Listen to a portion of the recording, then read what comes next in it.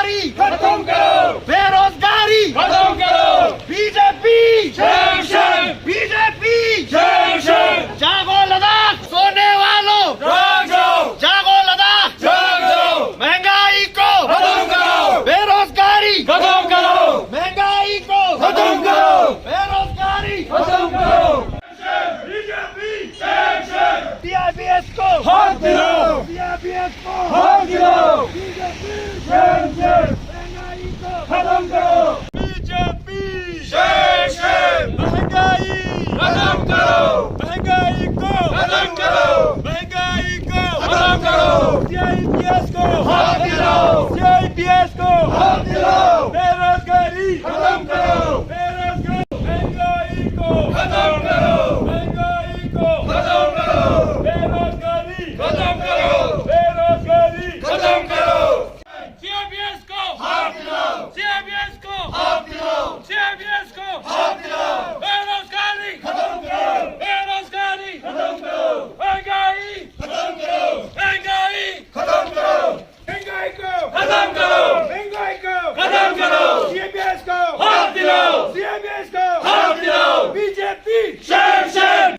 JK 24/7 news में आप सभी लोगों का स्वागत करते हैं। आप लोगों को बता दें कि इस वक्त हम खालसे में मौजूद हैं और आज खालसे सब डिवीज़न द्वारा यहाँ पर एक प्रोटेस्ट निकाला गया है और कई मोर्चे भी उन्होंने यहाँ निकाले हैं। और हमारे साथ इस वक्त यहाँ कांग्रेस के काउंसलर्स और ब्लॉक प्रेसिडेंट, खालसे ब्लॉक प्रेसिडेंट यहाँ मौजूद हैं। तो सबसे पहले इनसे ये जानने की हम कोशिश करेंगे कि इनका प्रोटेस्ट निकालने का आज खास मकसद क्या था। समन्ला, सबसे पहले आपसे जानेंगे कि आपने ले छोड़कर खालसे में यहाँ एक प्रोटेस्ट निकाला है और आपने रूलिंग पार्टी को कई सवाल उठाए हैं और इस वक्त आप एसडीएम ऑफिस के बाहर भी मौजूद हैं। ये प्रोटेस्ट निकालने का आज खास मकसद क्या है आप लोगों का? जी, देखने वाले श्रोताओं को नमस्ते, सलाम और अंजुले। खालसे में निकालने का मकसद क्या है, ये सवाल ही बड़ा अजीब है, क्योंकि अगर आज पेट्रोल का प्राइस बढ़ा है तो खालसे में क्या नहीं बढ़ा है? सिर्फ ले में बढ़ा है कि हम ले में ही चिल्लाएंगे? तो जहाँ जहाँ भी ब्लॉक हैं, जहाँ जहाँ भी सब डिवीज़न है, वहाँ वहाँ हम जाके आवाज़ उठाएंगे। हम सिर्फ ले में बैठ के आवाज़ नहीं उठाएंगे। आज ये हम मैसेज पहुँचाना चाहते हैं कि हर एक गांव के लोगों को परेशानी हो रही है, बल्कि मैं तो ये कहूँगा ले से जितना दूर है उतना लोग और परेशान है, उतना उनको और महंगा पड़ रहा है। तो हमें तो अभी खालसे क्या, हमें और दूर जाके पूछना चाहिए और दूर जाके आवाज़ उठाना चाहिए। तो खालसे में करने का मकसद ये था कि हम सब डिवीज़न लेवल पे थ्रू प्रॉपर चैनल, अभी हम सब डिवीज़न मजिस्ट्रेट जी से मिल के आ रहे हैं, उनके थ्रू हम डिप्टी कमिश्नर जी को हमने एक मेमोरेंडम पेश किया है जिसमें हम 3 मसलों के बारे में उनसे डिमांड कर रहे हैं। सबसे पहला मसला, जो कि एक बहुत ही महत्वपूर्ण इशू आज बन के हमारे सामने आ चुका है, वो है अनएम्प्लॉयमेंट का, बेरोज़गारी का। हमारी जनता आज परेशान है, हमारे बच्चों को जॉब कब मिलेगा। लेकिन एडमिनिस्ट्रेशन का मुझे रवैया कुछ समझ में नहीं आता। ऐसा लगता है कि वो इग्नोर कर रहे हैं इस इशू को। वो इस तरह की उसमें से चीज़ें निकाल रहे हैं कि अच्छा तो फिर कैसे करें, अच्छा तो अरे आप लोगों को तनख्वाह दे के बिठाया क्यों है? 2 साल होने को आया है, कर क्या रहे हैं आप लोग? 3 साल में तो आप लोग अपना कोर्स ही करके आ जाते हैं। 2 साल आपको एक रिक्रूटमेंट पॉलिसी फ्रेम करने में लग रहा है। हम हर एक ग्रास रूट लेवल पे से ये सवाल उठाना चाहते हैं कि हमारे बच्चों को जॉब कब मिलेगा, कैसे मिलेगा, किस पॉलिसी के तहत मिलेगा। पहला इशू। दूसरा हमारे मेमोरेंडम में है CIBS का इशू, जो लद्दाख का एक बहुत ही बड़ा इंस्टीट्यूट कुशोक बकुला रिम्पोचे जी और जवाहरलाल नेहरू जी के टाइम पे लद्दाख के कल्चर को, लद्दाख के आइडेंटिटी को, लद्दाख के लैंग्वेज को बचाने के लिए, फ्लरिश ताकि हो पाए, इसलिए एक सेंट्रल इंस्टीट्यूट बनाया गया था। 2016 से उनका एफिलिएशन ही खत्म कर दिया। क्या मजाक चल रहा है? जहां देश में देखो हर जगह बड़े इंस्टीट्यूट जिसमें से समझदार लोग निकलते हैं, जिनमें से लोग निकल के सवाल पूछते हैं, जो अपनी कम्युनिटी को स्ट्रेंथन करते हैं, उन इंस्टीट्यूट्स पे अटैक हो रहा है, उन इंस्टीट्यूट्स को परेशान कर रहे हैं। डीम टू बी यूनिवर्सिटी क्या क्या उनको स्टेटस दिया गया था। क्या हुआ डीम टू बी यूनिवर्सिटी का? आप लोगों को पता है? आपने कभी कोई इंस्टीट्यूट मिनिस्ट्री ऑफ कल्चर के अंडर देखा है? मिनिस्ट्री ऑफ कल्चर के अंडर इंस्टीट्यूट देने दिया गया था। क्यों? क्योंकि कल्चर को, लद्दाख के कल्चर को बचाना है, लद्दाख के कल्चर को फ्लरिश कराना है। उनका एफिलिएशन ही खत्म कर दिया। वो हमारा दूसरा मसला था मेमोरेंडम में। और तीसरा मसला हमारा है जो सबसे पूरे देश को आज परेशान ये मसला कर रही है, वो है पेट्रोल, डीजल और खाने के तेल का जो भाव बढ़ गया है। इतना बढ़ गया है कि आप मीडिया वाले यहाँ खलसे ले से आए हैं, आपको पहले 1 रुपये लगते थे तो अब आपको 2 रुपये लग रहे हैं। ऑलमोस्ट दुगना होने लग गया है। यूपीए के सरकार के टाइम पे 60-70 रुपये थे, अभी 107 पार होने लग गया है। हो क्या रहा है? और लोग, अभी मुझे समझ में नहीं आ रहा है लोग चुप क्यों हैं? क्या आप लोगों को नहीं पता है कि आप लोग डेमोक्रेसी के हिस्सा हैं, एक सबसे जरूरी हिस्सा हैं आप सवाल नहीं पूछेंगे तो कौन पूछेगा? मनमानी थोड़ी करने देंगे हम इनको। मैं ये भी कहना चाहता हूं, नॉर्म्स के मुताबिक हम सिर्फ हर गांव से रिप्रेजेंटेटिव्स आए हैं। हमने एसडीएम साहब को ये मेमोरेंडम दिया है, वो डीसी साहब को लिखेंगे। और जो डिस्ट्रिक्ट सर्विस सिलेक्शन बोर्ड में, हमारे लेह के डिस्ट्रिक्ट सर्विस सिलेक्शन बोर्ड कर क्या रही है भाई? उनके पास डेटा तक नहीं है। आप लोग सुन के हैरान हो जाएंगे। मैंने ईसी एम्प्लॉयमेंट को मेहदी जी से 2 बार लेटर लिखा, मैंने उनको खुद अपने नाम पे, अपने लेटर हेड पे लेटर लिखा कि आपके एमपी साहब जो बार बार कभी 6,471, कभी 10,000 कुछ जो नंबर बोल रहे हैं, उसमें आपके अंडर जो डीएसएसआरबी आता है, डिस्ट्रिक्ट सर्विस सिलेक्शन बोर्ड, आपके पास कितने पोस्ट है क्या आपको पता है? उनको मालूम ही नहीं है जी। कहते हैं कि ये नंबर तो बदलता रहेगा जी। मुझे समझ ही नहीं आ रहा है इन्होंने कुछ क्या सोच के बैठे हैं इस पोर्टफोलियो को लेके। सवाल कौन पूछेगा अगर पब्लिक नहीं पूछेगी तो? कांग्रेस वाले पूछेंगे तो आप कहेंगे तो पॉलिटिक्स कर रहे हैं। जॉब क्या कांग्रेस वालों को सिर्फ नहीं मिल रहा है? पेट्रोल क्या सिर्फ हम लोगों के लिए महंगा हुआ है? सीआईबीएस में सिर्फ क्या कांग्रेस से जो एफिलिएटेड लोग हैं उनके बच्चे पढ़ते हैं? मैं ये बार बार कहूंगा, जो लोग हमारे साथ गलत कर रहे हैं, जो गरीबों के साथ ये अत्याचार कर रहे हैं, उनसे भी ज्यादा, इतिहास आपको याद रखेगी, उनसे भी ज्यादा गलती उनकी है जो चुप है आज बैठे हुए, जो वोट देके भूल गए हैं। उनकी भी गलती है। कल हम आपको भी कोसेंगे, सिर्फ उनको नहीं कोसेंगे जो कुर्सी पे बैठे हैं। जो आप लोग सवाल नहीं पूछ रहे हैं आपको भी कोसेंगे।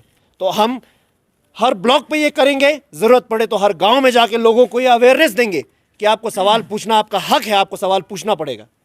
जी हाँ। स्मनला, ये जानना चाहेंगे आपसे, एसडीएम साहब से आपने अपना प्रस्ताव रखा है, मेमोरेंडम उन्हें दिया है, उनकी तरफ से आपको क्या आश्वासन मिला है?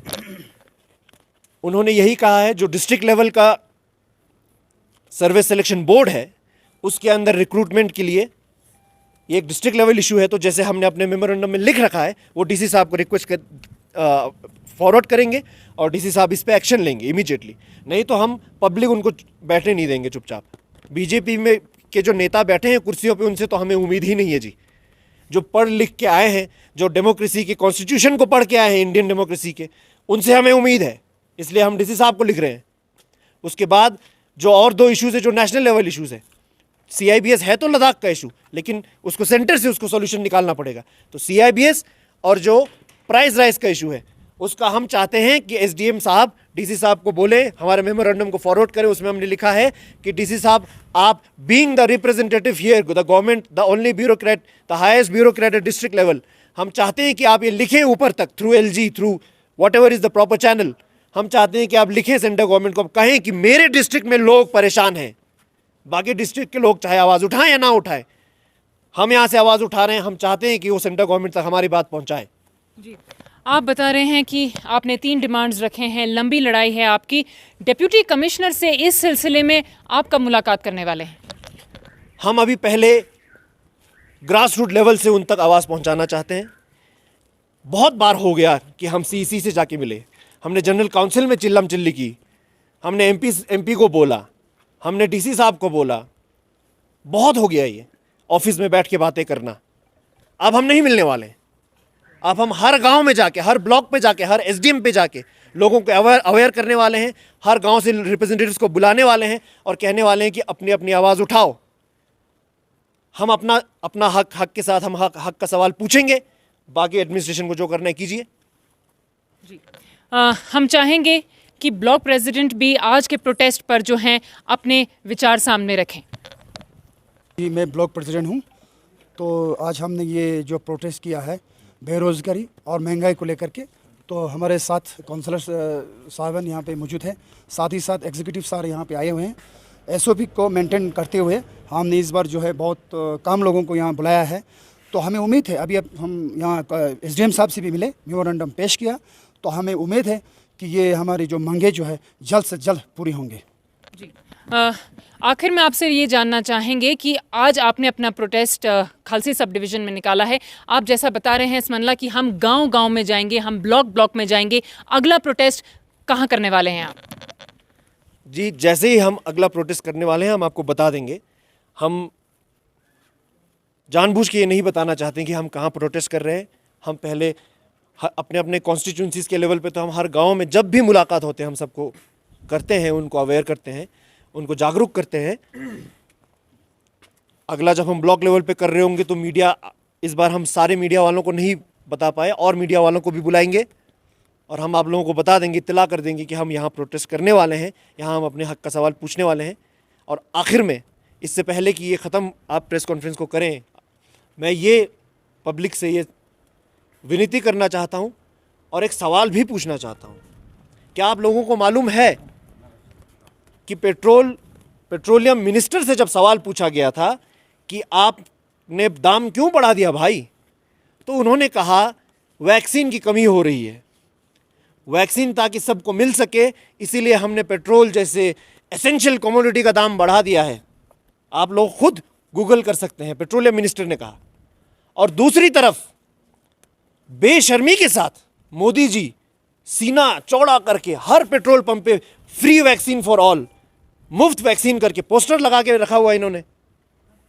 अगर आप पब्लिक के जेब से पेट्रोल का दाम बढ़ा के पैसा काट रहे हैं तो वैक्सीन फ्री कैसे हुआ?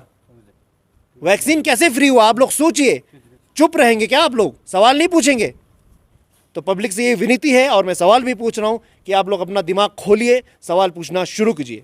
धन्यवाद।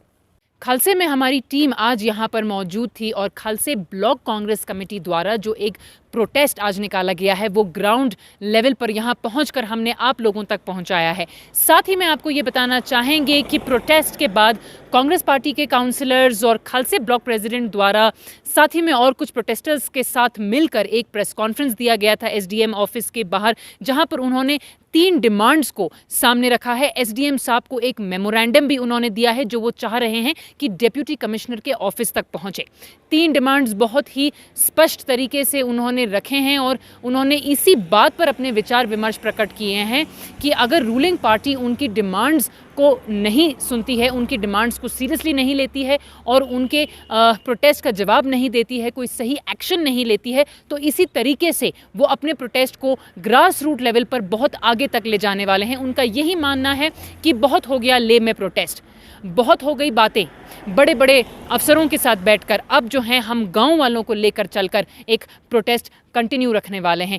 इसी सिलसिले में हमने एसडीएम से बात करने की कोशिश करी है और एसडीएम खालसे ने इस मसले पर, इस प्रोटेस्ट पर कोई भी कमेंट करने से साफ साफ इनकार कर दिया है। तो बने रहिए, लगातार अपडेट्स आप लोगों तक पहुंचाते रहेंगे। मैं ज़ैनब संधू, JK 24/7 न्यूज़ के लिए लेह लद्दाख से।